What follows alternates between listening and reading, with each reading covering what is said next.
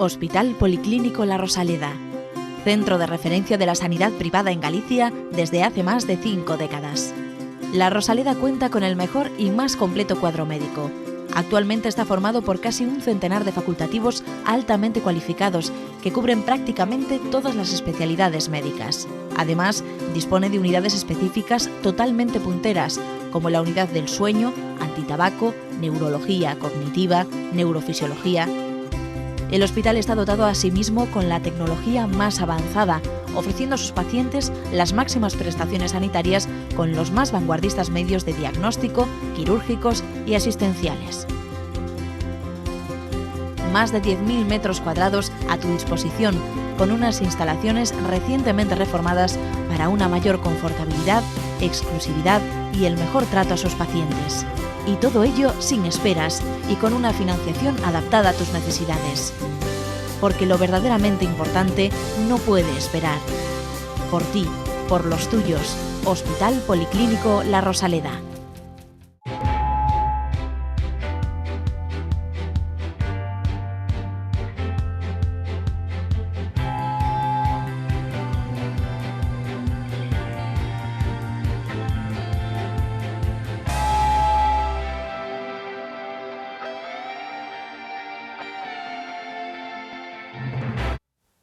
Hola, bienvenidos, buenas tardes, una semana más en Falando de Saúde aquí en la televisión del Correo Gallego, ya saben, este programa que todas las semanas les queremos contar cosas para que se cuiden más, a ver si de una puñetera vez nos hacen caso, que no nos hacen caso ninguno, pero nosotros insistiremos, porque queremos que nos duren mucho, es que si no están ustedes ahí, nosotros aquí no pintamos nada, ¿verdad? Bueno, después de esta bienvenida, no me queda más remedio, pero es que la tengo a mi lado desde hace un montón de tiempo. Bienvenida, María. Muchas gracias, Ignacio. María Almodóvar, mi compañera del alma, que además ahora nos va a decir inmediatamente, y a ustedes les cuenta y a mí me ordena de qué vamos a hablar hoy. Bueno, pero, a ver, ordeno, pero de aquella manera que tú sabes.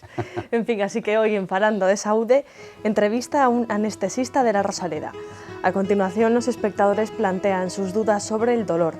Además, el doctor Ignacio Balboa nos explicará el término vitíligo y, por último, desde el Servicio de Enfermería de La Rosaleda nos hablarán de la quimioterapia. Pues ya ven ustedes, como en los restaurantes cuando se pide el postre, un variadito. Y efectivamente, hoy vamos a hablar de un asunto que molesta mucho cuando se sufre, molesta un montón. Y que, siendo que es un síntoma, porque originariamente no es más que un sistema de alarma que el organismo tiene para decirnos que algo no va bien, que no va como debiera, pero si persiste se puede convertir en una auténtica enfermedad. Estoy hablando del dolor. Y nos acompaña hoy alguien que no solo es capaz de que no nos duela cuando nos van a hacer alguna intervención quirúrgica, sea esta mayor o menor, sino que además, cuando el dolor se convierte en una enfermedad crónica, también tiene recursos, experiencia y ciencia para tratarlo. Porque, repito, puede ser realmente serio. Él tiene formación como anestesista, evidentemente medicina general y luego una especialidad que es la anestesia. Estudió medicina allende los mares, hizo la especialidad aquí en España y ahora trabaja en el Policlínico de La Rosaleda como anestesista y dirigiendo una cosa que se llama la unidad del dolor. Es el doctor Carlos Varela Crespo. Carlos, bienvenido. Bienvenido. Bueno, tú estudiaste en Venezuela. ¿Eres hijo de migrantes? Sí. Bueno, ¿y quién no tiene un emigrante en la familia, verdad? Yo, más de la mitad de mi familia. Oye, Carlos, cuando he dicho que el dolor es un signo de alarma de que algo no funciona bien en el cuerpo, pero que se puede convertir en una auténtica enfermedad si se mantiene en el tiempo, ¿es así? Es así, es correcto.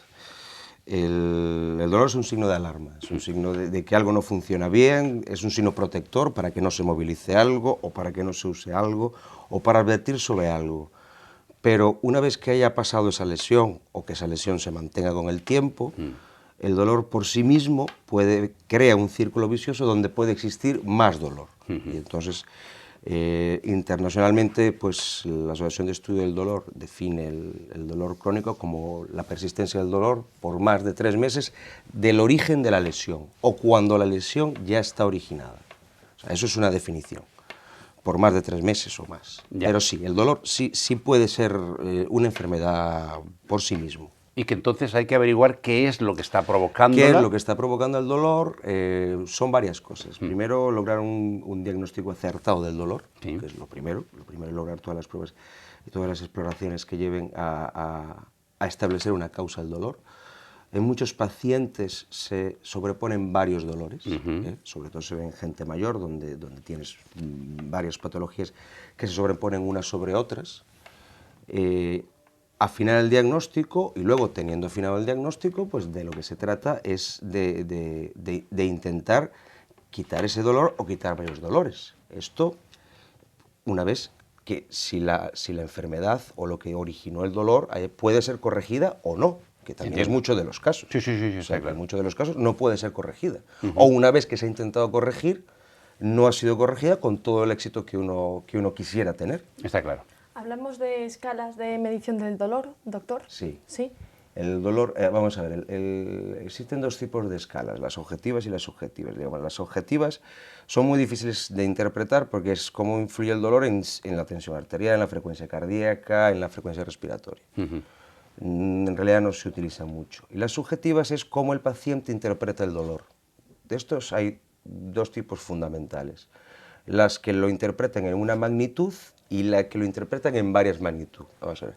El dolor es una experiencia subjetiva que siente la persona ante una amenaza física o emocional y nada más, o sea, sea real o no. Sí. O sea, es una experiencia subjetiva y el dolor es de cada quien y cada quien interpreta su dolor como lo siente. Entonces, ¿cómo se mide ese dolor? Bueno, hay varias escalas. Sobre todo para comunicarnos entre los que somos colegas, entre los que estudiamos esto. Entre la gente intentamos más o menos mantener una escala. De lo más sencillo a lo más complejo, tenemos la escala que se aplica en niños mayores de 5 años. Entonces al niño se le muestran una serie de caritas hasta el 5 y entonces se le pide al niño que se identifique cómo está. Entonces el niño pues no lo lee, el niño dice, ¿cómo está? Pues aquí estoy muy mal, estoy máximo dolor, este es el máximo dolor posible. Y el otro día le preguntas, ¿cómo estás? Bueno, pues ahora estoy un poquito mejor, hasta que llega un momento en que el niño te dice que tiene un poquitito de dolor o que no lo tiene. Eso es la escala más fácil, que es la escala de los rostros. Luego está una escala que es muy utilizada, que es intentar darle un número a ese dolor. Entonces, se le dice a la paciente, usted dígame del 1 al 10, por ejemplo, que es la escala verbal numérica, del 1 al 10, si 10 es el peor dolor imaginable que usted pueda imaginar, como si lo estuvieran quemando vivo, y 0 es no tener nada, ¿cuánto le duele a usted? Entonces la gente te dice, pues me duele 9, pues me duele 10. Le pones un tratamiento, lo evalúas y le vuelves a preguntar, pues me duele 6, me duele 4, me duele 3, pues ha tenido mejoría. Luego tienes otras escalas que es intentar, en vez de describirlo con un número, darle una palabra para que él se acomode a esa palabra. Lo que pasa es que eso es más fácil de hacer para el entrevistador, pero es más difícil de percibir para el entrevistado. Claro, porque cada uno le da una. Claro, porque yo le digo, claro, distinta. por ejemplo, está la escala de Kell y está la otra escala. Entonces dice, ¿cómo le duele a usted? Moderado o severo, o atroz. Es que ya el término atroz, es que ya depende de lo que yo interprete como atroz. Hay otro que es que lo simplifico más, mucho moderado o insoportable. Entonces, pero bueno, es una manera de tener un registro de esa persona. Y luego hay otra escala que intenta ser más objetiva, que se utiliza con aparatos como este, ¿no? donde este aparato no se le presenta al paciente un número, ni una palabra, sino uno le dice, mire, usted aquí no tiene ningún dolor, y aquí tiene el máximo dolor que usted pueda tener, como si lo estuvieran quemando vivo. Póngame usted esto donde usted crea. Entonces el señor lo coge y el señor se lo pone aquí. Vale, perfecto, démelo para acá. Se da la vuelta y lo mira. Y resulta que es un 7. Y se trata de que el paciente esté de aquí para abajo. Entonces, esto es... ¿Y eso es más representativo que la palabra? Sí, suele ser más representativo y es más fácil de emplear. Claro. Es más fácil de emplear. Es más porque intuitivo. luego, es que el problema tienes, por ejemplo, a ver, el problema, primero que es subjetivo. Segundo, hay también un concepto idiosincrático, ya no diría tanto idiosincrático, es idiosincrático y personal y social en cuanto al dolor y en cuanto a la queja. O sea, una cosa es sentir dolor, otra cosa es quejarse y otra cosa es tal. Yo siempre le digo a la gente que, por favor, a los dolores hay que creerlos. O sea, la gente, si dice que le duele, hay que creerle. Y luego investigamos y luego sacamos unas conclusiones. Pero hay que creerle. Y esto sí. Esto suele ser bastante fácil de hacer y bastante reproducible. Generalmente la gente no se suele contradecir a ella misma. Es que el problema es cuando tienes signos objetivos de que le duele menos, pero él subjetivamente te dice que le duele más. Claro. Por ejemplo, tú le preguntas a una persona, ¿ayer cuánto le dolía? Pues 8, 7. Sí. Y le preguntas al otro día que debería estar mejor o que tú también aprecias que está mejor y te dice 8. Y dices, pero si ayer me dijo usted 7. ¿Le duele más que ayer? Y dicen, bueno, no es así. Tal. A ver, el tema de la interpretación del dolor es complicado. Sí. Y luego hay una escala que es muy compleja, que se hace con fines estadísticos, que son las multidimensionales, que experimenta el dolor. Esto tiene 30 puntos. Esto es el dolor en cuanto a la vibración, a la percepción, a las características psicológicas y cómo es. O sea, ¿cómo es el dolor? Pues el dolor quema, el dolor es como una vibración pronunciada, el dolor es como un taladro, el dolor me ensordece, el dolor no me deja... Y se van recogiendo puntos e incluso se dibuja. Pero para una escala de estas te lleva por lo menos 15 a 20 minutos solamente hacer la escala. Pero bueno, digamos, es el estándar de lo que es la multimodal, o sea, de interpretar el dolor no solamente como un número o como un valor, sino de interpretarlo como una experiencia sensorial, sensitiva de toda la persona. Hay un aspecto que, naturalmente, todos los que hemos pasado alguna vez por un quirófano hemos experimentado, y es que nos duermen y no nos duele, pero nada de nada. Bueno, pues eso es una forma de tratar el dolor, de evitar que le duela. Son más complejos, porque hay que relajar músculos, hay que inducir la anestesia, etcétera, etcétera. Pero de ahí se aprendió mucho a la hora de constituir lo que hoy son unidades, especialidades para el tratamiento del dolor crónico. ¿Cómo funciona la unidad que llevas, Bueno, Carlos? la unidad que llevamos es un equipo multidisciplinario. Trabajamos conjuntamente con cirujanos, traumatólogos, técnicos, radiólogos, y entonces tenemos la virtud de que nos comunicamos entre sí los pacientes. Y nos pasamos a un paciente, tiene un dolor, me parece que puede ser esto, me parece aquello, se corrobora una experiencia diagnóstica, una presunción diagnóstica que se tiene, y a partir de allí se establece un procedimiento. Tratamos de adecuar farmacológicamente un paciente o de hacer alguna técnica para evitar ese dolor. Pero bueno, trabajamos en compañía de otros especialistas, psicólogos, psiquiatras, así, siempre se trabaja en compañía porque el dolor cuando es crónico, cuando sobrepasa lo habitual dentro del desarrollo de una enfermedad, se convierte en una experiencia muy desagradable y que se convierte en una experiencia que tiene que ser tratada por varias gente. O sea, por fortuna no es... Bueno, es muy frecuente, pero no es lo que suele pasar. Ya. Porque ¿a partir de qué momento hablamos de dolor crónico?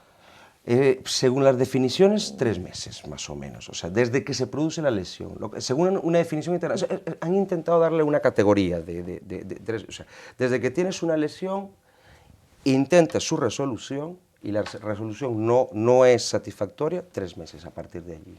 A partir de allí puedes empezar a hablar de un dolor crónico. ¿Y entonces a partir de esos 3 meses es cuando un paciente debe ser derivado a la Depende. unidad del dolor o no? Es que depende. Los pacientes de la unidad del dolor son pacientes complejos. Son pacientes complejos porque lo normal en la historia de una enfermedad es que a usted le duele algo, se tome una aspirina, se tome lo que usted quiera, vaya al médico de cabecera, el médico de cabecera lo manda a un especialista, el especialista le establece un diagnóstico, a partir de ese diagnóstico establece un plan terapéutico y ese plan terapéutico, pues en la gran mayoría de las veces funciona. Pero bueno, hay, por suerte, son pocos los casos donde no funciona o no funciona como se debiera, o son varias cosas. Entonces, ese tipo de pacientes va a una unidad de dolor crónico, pero no es un senso estricto 3 meses. Pues, hay pacientes que llevan 1 año, que llevan 2, o hay pacientes que van a una unidad de dolor crónico para hacer una terapia intervencionista por un dolor muy agudo, pero que sea muy invalidante, que también es otra cosa. O sea, los dolores... el dolor, si es invalidante, hay que tratarlo. O sea, no se puede... Es una urgencia. Es una urgencia. O sea, está claro. Con independientemente independencia de la gravedad, es una urgencia. Ya no hablamos de compromiso vital, Claro, o sea, claro. hablamos de desarrollo de la persona, o sea, y de sus actividades. Eso también depende de la actividad que tenga la persona, del perfil que tenga de la persona, de lo que trabaje, de lo que no trabaje. Es que, o sea, se trata de gente que a lo mejor lleva mucho tiempo padeciendo una enfermedad, años, o se trata de gente que por lo acuciante de su patología, pues se requiere darle un alivio pronto. Carlos, cuando llegan pacientes de la vasta cantidad de pacientes que te llegan y variedad de pacientes, ¿hay algunos perfiles, algunos rasgos que son comunes o cada uno es de su padre y de su madre? Cada uno de su padre y su madre. Yo creo que Aquí no hay dolores sino pacientes, ¿no? Aquí hay casos. O sea, yo creo que, como decía aquel, no hay enfermedades sino enfermos. O sea, no, yo no hay... A ver, lo que más tratamos es lo que más duele. Y lo que más duele es, con diferencia, la espalda. Ya. O sea, el 20% de la población sufre de algún tipo de dolencia de espalda a lo largo de su vida de importancia. Duele más que la cabeza. Entonces, lo que más tratamos es lo que más A ver, hay. que nos has traído ahí una maquetita de una espaldita. De una espaldita. Para que veamos a ver cómo funciona eso, cómo se produce ese dolor y cómo se puede resolver. Hablamos aquí, tengo de una espaldita que la podemos dañar, ¿no? Entonces, vamos a ponerla... Así para que se vea bien. Así para que se vea bien. Esto es una vértebra. Sí. Esto es lo que uno se encuentra cuando se come un rabo, una cosa de toro, exactamente. Encuentra una cosa de estas, bueno, es esto, pues encuentra una cosa. O lo que va pegado al chuletón. Exactamente. Esto es lo que se palpa por atrás y esto es lo que está por... La barriga viene por aquí, viene por delante, ¿no? Sí. Entonces, las vértebras tienen entre sí unos discos que les permiten... O sea, el hueso nunca está en contacto con el hueso. Si no se desgastaría. Sí, si no se desgastaría y dolería. Es una cosa muy desagradable. Claro. Entonces tienen un cojinete. Entonces el cojinete es un disco, lo que llaman un disco. Entonces este cojinete, ya está un poco dañado. Este cojinete tiene la misión de amortiguar el contacto como este. La zona lumbar, esta es una maqueta de la zona lumbar, tiene una característica muy importante, que es bastante móvil en sentido anterior y posterior y en sentido lateral. Entonces la zona dorsal no, es poco móvil, la zona cervical es muy móvil. Pues dentro de esta estructura ósea tiene dos finalidades, digamos a grosso modo. Primera, soportar el peso de la cintura por arriba, que es una virtud que tenemos desde que andamos a dos patas, y conduce por el medio los nervios que van a las piernas. Entonces llega un momento en la vida en que todo se gasta, y entonces digamos que este disco que está aquí se gasta, y pierde su forma, y entonces deja de amortiguar bien. Y al perder su forma se sale, digamos, o sea, si lo vemos... Digamos, aquí está bien conformadito y de repente llega un momento en que le sale un defecto y protruye, se sale. Se sale de donde está. Por detrás pasan los nervios que bajan y que van a las piernas y salen entre las vértebras que van y que vienen, ¿no? Pues aquí lo tenemos. Entonces, ¿qué pasa? Bueno, pues esto malo. Pero más malo es si el defecto... Lo voy a tener que dar la vuelta porque tengo el defecto aquí. Si el defecto del disco, en vez de ser pequeñito, es muy grande. Si el defecto es muy grande y sale mucho disco, este disco que está aquí toca este cable, que digamos que este cable son los nervios que bajan a las piernas, y lo empieza a tocar. Ahí se ve, ¿no? El disco tocando el cable. Y eso es como cuando uno tiene un cable en casa y el cable, pues, tienes la interferencia todo el tiempo. Y según el movimiento tienes más, y según tal tienes más. Bueno, pues esto... Y eso duele como un demonio. Esto duele como un demonio. Y aparte es un dolor traicionero, porque es un dolor que duele de noche, duele cuando te mueves, no lo puedes prever, necesitas moverte y él está allí. O sea, es un dolor, y aparte es un dolor muy frecuente. O sea, el dolor de la patología discal, sobre todo lumbar, es un dolor muy frecuente y es invalidante. Y tiene soluciones médicas, quirúrgicas. Y entonces, a intermedio entre una y la otra, pues a lo mejor está la unidad del dolor, donde se podemos intentar llegar lo más cercano posible a donde están estos defectos, y en algunos espacios que hay por aquí, intentar poner un antiinflamatorio para que esta protrusión intente ir para atrás. Esto se puede hacer siempre y cuando no sea una protrusión muy grosera, que ya involucra una cirugía, está claro. Pero por fortuna no todas son así. Es cierto. O sea, por fortuna no todas son. Por fortuna la mayor parte de las crisis del lumbago se resuelven. Lo que pasa es que no es lo mismo que se te resuelva el problema en 3 meses a que se te resuelva en 3 semanas. Sobre todo dependiendo del trabajo de cada quien. Entonces nosotros lo que hacemos es intentar que ese problema se te resuelva en 3 semanas, intentando llegar lo más cercano posible a esto depositando el antiinflamatorio aquí y haciendo que esto pues, se deshidrate y coja un poquito la forma que tenía originalmente. La hernia de disco, es que todo el mundo tiene hernia. O sea, cuando hacen estudios en cadáveres, hernias de disco lumbares tiene el 30% de los cadáveres. Otra cosa es que te duela o no. Eso es otra cosa distinta. Igual que casi todos los humanos, si nos hacen una autopsia, Sí. que no nos la hagan, hemos tenido a lo largo de nuestra vida microinfartos en el corazón. Y no nos hemos dado cuenta, no ha tenido repercusión clínica, no nos han dolido, nada de nada. Las cataratas, o sea, si viviéramos más años, todos tendríamos cataratas. Todos, claro. O sea, eso es Inevitable. Es inevitable. O sea, ver. tenemos genéticamente propensiones o no por el trabajo, pero como yo digo, se desgastan los ojos, hay que poner gafas, los oídos audífonos, y se desgastan las rodillas, pues la prótesis, y la columna se desgasta. Y menos mal. Hablando de tratamientos, ¿qué más tratamientos prescriben desde la unidad del dolor? Y sobre todo, ¿cuánto tiempo duran sus efectos? Depende del tratamiento. Es que vamos a ver, los tratamientos pueden ser farmacológicos, digamos, hay tratamientos, ajustes farmacológicos que ahora son muy complejos, tenemos un arsenal terapéutico muy amplio, ¿no? que pueden ser tratamientos crónicos para toda la vida. Tenemos tratamientos intervencionistas que siempre van de menos a más, o sea, dentro de lo que se puede hacer y cuánto puede durar, dependiendo de la patología. Hay gente que se le hacen bloqueos epidurales y mejora y no necesitan otro más en la vida. Porque hay un máximo también. Lo que pasa es no? que lo que no se puede hacer lo que no se puede hacer es ser insistente en algo que no va a dar resultado. O sea, más de 4 bloqueos al año ya sería una cuestión de pensar si la resolución no es quirúrgica. O sea, la indicación quirúrgica la establece el neurocirujano o el traumatólogo, Claro. eso está clarísimo. Pero yo, por mi parte, yo lo digo a los pacientes, salvo casos excepcionales, que los tengo. O sea, hay espaldas que no son operables, tan sencillo, porque no tienes un solo defecto, tienes 5. Entonces, ¿cómo operar 5 defectos? No los puedes. No puedes quitar esa espalda y ponerla nueva. Entonces, salvo casos excepcionales, que los hay, pues se hacen no más de 4. Por ejemplo, en cuanto a esto, en lo que sería la administración epidural. Luego otros tratamientos, pues ya digo, hay tratamientos para la fibromialgia también que se mandan 2 o 3 veces por año, hay tratamientos también de bloqueos nerviosos del nervio occipital que se pueden también mandar 2 o 3 veces por año. Lo que pasa es que cuando un tratamiento tiene unos efectos que han fracasado, porque el que no van tratamiento bien, no va bien. que no va bien, Este ya está. tratamiento no va bien. Sí. Pues lo que tiene sentido es buscar otro tratamiento. Yo lo que le veo sentido es, no siendo, ¿para qué vamos a intentar lo mismo? O sea, no hay que buscar otra cosa. Y entonces, bueno, pues de eso se trata. Pero por eso digo que no hay enfermedades sino enfermos. Está O sea, claro. cada paciente tiene su propia experiencia y hay gente que está muy agradecida con algo que le hagas y que puede llevar una vida, su vida normal, y hay gente pues que no, que tiene otras exigencias.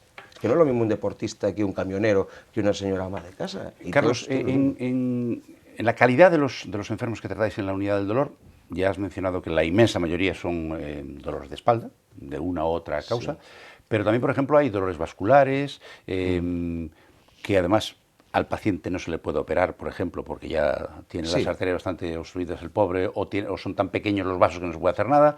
¿Qué otro tipo de dolores soléis tratar habitualmente? Vamos a ver, sobre todo nos llegan dolores que tengan que ver con estructuras nerviosas, dolores neuropáticos. Ajá. Porque el nervio, al no ser una estructura regenerable, cuando se lesiona coge vicios, Sí. coge muchos vicios. Sí, Y aparte de todo, desarrolla una estructura de retroalimentación del dolor. Cuando hay un dolor, es un mecanismo que se llama puerta de entrada. Cuando hay un dolor persistente sobre un cierto sitio, ese dolor se retroalimenta y los estímulos que tienes en ese mismo sitio provocan más dolor. Entonces, lo que se intenta en parte es, si no podemos curar el proceso, por lo menos evitar que lo sientas. Eso es otra cosa. Entonces, por ejemplo, en el caso de los dolores vasculares, se pueden hacer bloqueos simpáticos lumbares para intentar que es abrir o ensanchar... Sí, que haya vasodilatación. Que haya vasodilatación. O sea, que esas arterias lleven más sangre al sitio donde no los llevaba. Claro. Bueno, hay estimuladores medulares, hay múltiples cosas que se pueden intervenir, digamos, desde el punto de vista de lo que es los mecanismos de percepción del impulso doloroso. estamos hablando de que no se puede corregir el origen del impulso. Sí. O sea, yo a usted no le puedo corregir el origen del impulso. Bueno, pues si no le puedo corregir el dolor de muelas. Sí, Pero algo le puedo hacer para que usted no note la muela. claro. Pues de eso se trata. De eso se trata, está claro. De eso se trata. ¿Tenemos preguntas de los Claro que televidentes? sí, parece mentira que lo dudes, Ignacio. No, pues como no me ha dicho nada, yo pregunto, no vaya a ser luego... Sí que tenemos, sí que tenemos.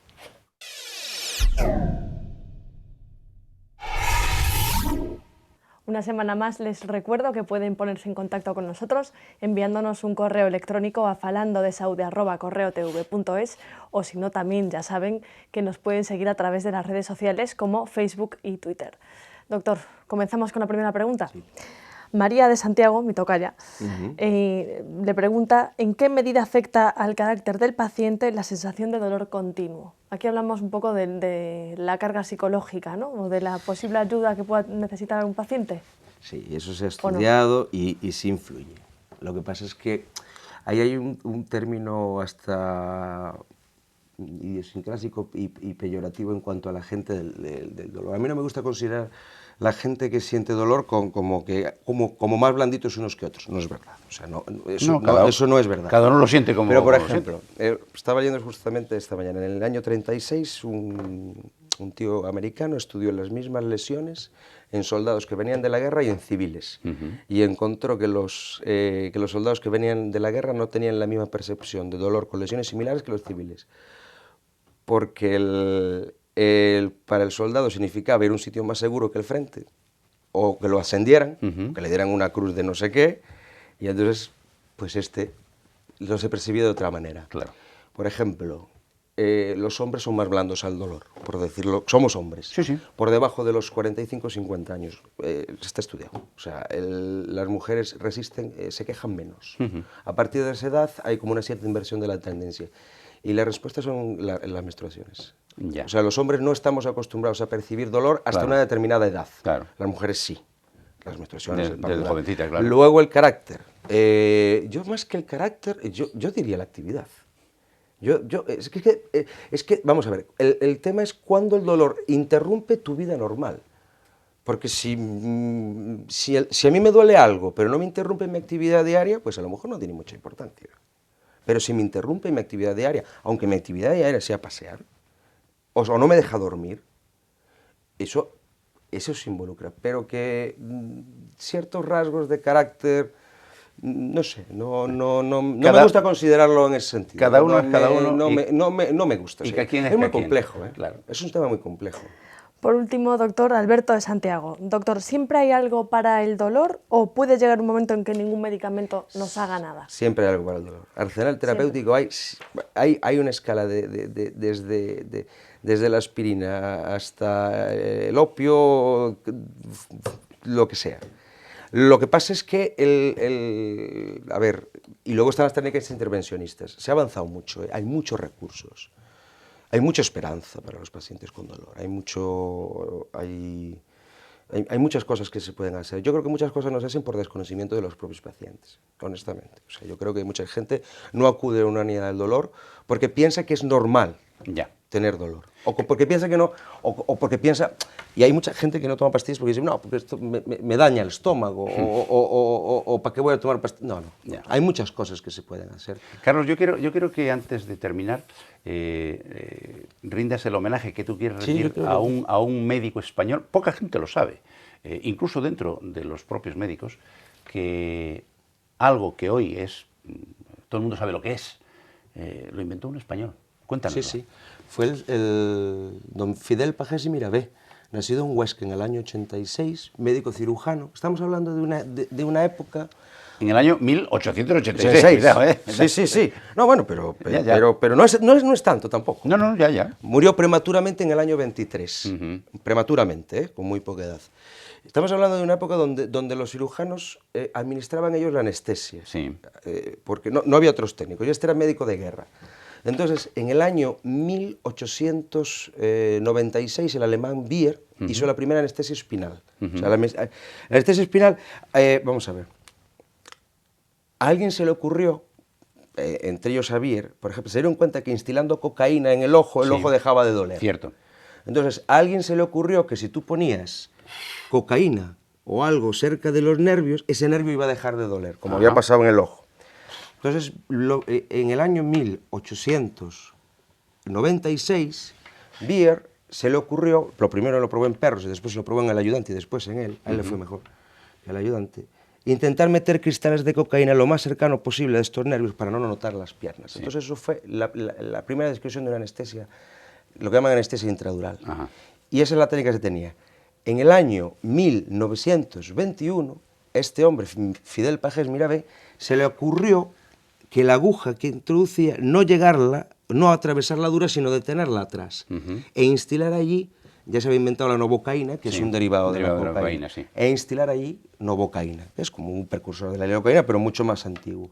Y entonces él describió una anestesia que, por ejemplo, de una hernia inguinal. Él describe que pasados 20 minutos, la anestesia, se pudo operar al paciente, pero no se le habían dormido ni los pies, ni las zonas genitales, ni las piernas. Con lo cual, eso es una anestesia epidural, es una anestesia metamérica.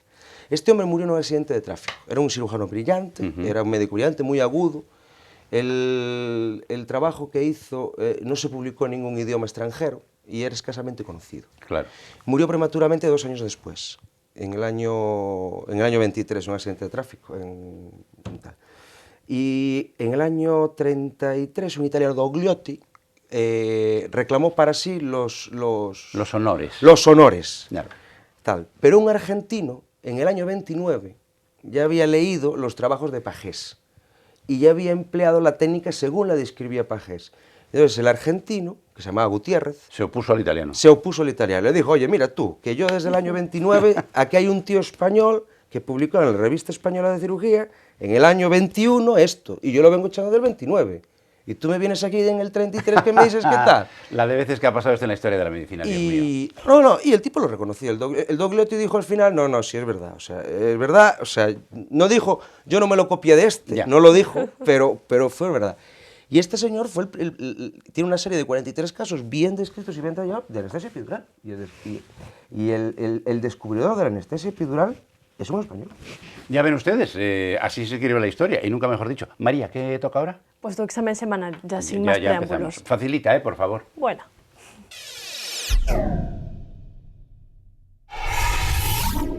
Seguro que sí, que es facilita para ti. Háblanos del vitíligo, por favor. Ah, vitíligo, nada, eso es Vitíligo, es que parece que se le llama de las dos... Sí, de las dos maneras. O corrígeme, dime cómo es. No, es que habitualmente se dice vitíligo. Pero vamos, es una palabra de origen latino, que básicamente lo que viene es a definir, una palabra que define, la gente le llama manchas, pero no son manchas. Realmente lo que sucede es que el vitíligo, que es una enfermedad, tampoco es una enfermedad, es un trastorno, que parece ser, ya saben ustedes que los médicos cuando no sabemos algo decimos que es autoinmune. Bueno, pues parece que en este caso es autoinmune. ¿Qué ocurre? Pues que nuestras defensas no reconocen en algunos puntos de la piel a unas células que en la piel tenemos y que son las encargadas de producir la melanina, que es eso que nos pone morenitos y que nos protege contra la radiación ultravioleta, y se los carga. Y entonces tenemos toda la piel de un tono y donde aparece una mancha, no es una mancha, es una ausencia de color, eso es lo que constituye el vitíligo. Como verán ustedes, no es una cosa excesivamente importante, pero bueno, pues puede tener alguna trascendencia desde el punto de vista estético, sobre todo. No sabemos lo que la produce, parece ser que es una enfermedad autoinmune, no sabemos cómo se cura, por tanto, si no sabemos lo que la produce, no podemos tratar la causa. A veces aparece por brotes, vienen, van. ¿Algún tratamiento? Sí, se hace, a veces se dan algunas cremas con corticoides, pero no suele ser demasiado importante. Pero lo que sí quiero que les quede claro es que el vitíligo no son manchas, es precisamente lo contrario, es falta de pigmentación de la piel, porque una parte de nuestro organismo, que son nuestras defensas, se encarga de atacar equivocadamente a algunos melanocitos en alguna parte de nuestro organismo. También se dice que puede tener componentes genéticos, sí, pero vamos, tampoco excesivos. La verdad es que tenemos muy poca idea de lo que es, y afortunadamente es una cosa bastante leve. Entendido. ¿Y ahora? Y ahora nos vamos a la Rosaleda a recibir un consejo. Ah, muy bien.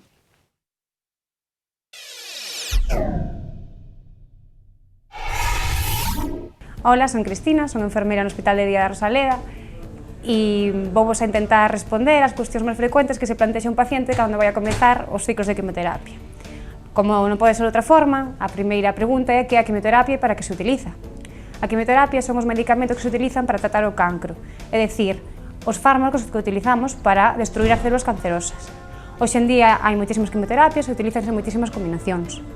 Para que se utiliza? Dependendo do paciente e do tipo de etapa no cancro que estea, podes utilizar para curalo, podes utilizar para disminuir o seu crecemento, utilízase para disminuir que se propague polo resto do corpo e para paliar os síntomas que produce o propio cancro.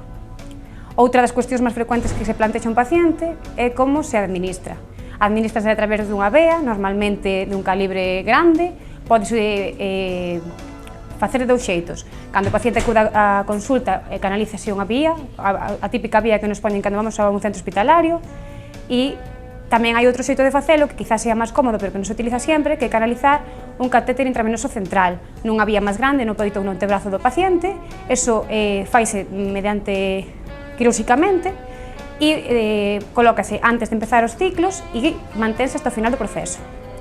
Hoxe en día, como dixemos, hai moitos tipos de quimioterapia, entonces tamén hai outras quimioterapias que, aparte de ser intravenoso, poden ser por outras vías. Pode ser por vía oral, por vía intramuscular, subcutánea. Hoxe en día hai moitos métodos de poñer quimioterapia, pero a máis frecuente é a intravenosa. Outra cuestión importante tamén é onde se administra. Administrase de diferentes xeitos, dependendo da dosis, dependendo da quimioterapia e das características de cada paciente. Pódese utilizar, pódese administrar mediante un ingreso hospitalario, no hospital de día, que é a forma máis común, e na súa propia casa. E a cuestión que máis preocupa os pacientes é se a quimioterapia causa dolor. A quimioterapia en sí, durante a súa administración, non causa dolor. O único que pode producir é molestias co pinchazo, un leve mareo, pero durante a administración non suele causar máis molestias. A famosa molestia da quimioterapia son os efectos secundarios, que suelen empezar ás 48-72 horas, e dependendo do paciente, do tipo de quimioterapia e das características de cada un, pois pode dar máis ou menos molestias. O que se fai é, unha vez que o paciente comeza con un tipo de quimioterapia, explícase individualmente os efectos secundarios que pode ter para que non o pille por sorpresa. Bueno, pues ya ven ustedes la cantidad de cosas que hemos aprendido hoy, hasta historia de la anestesia. Y nos queda el tiempo justo para despedirnos, porque ya saben ustedes que aquí nos enrollamos, se nos pasa el tiempo y cuando nos damos cuenta nos están dando un aviso de que se ha acabado, hay que cortar. Así que nos queda el tiempo justo para despedir al doctor Carlos Varela Crespo, anestesista y responsable de la unidad del dolor del Policlínico de la Rosaleda. Carlos, muchísimas gracias. A vosotros. Y volveremos a abusar de ti, que yo sé que tienes ganas de hablar de la historia de la anestesia. Pues es un tema muy interesante. Pues, que nos atañe a todos, ¿eh? Naturalmente. Y además, seguro que aprendemos un montón. Yo, el primero. María Almodóvar, muchísimas gracias una semana más. Gracias a ti, como siempre. Y a ustedes, ¿qué les voy a decir? Que si se lo han pasado bien, han aprendido algo y les ha parecido interesante, ya saben lo que tienen que hacer. La semana próxima aquí, a la misma hora, que aquí volveremos a estar en Falando de Saúde para contarles más cosas, para que nos vivan ustedes mucho tiempo y sobre todo mejor. Hasta entonces ya saben, el mejor deseo, como siempre, de este su servidor, ¿cuál? Salud y suerte. Hasta la semana que viene.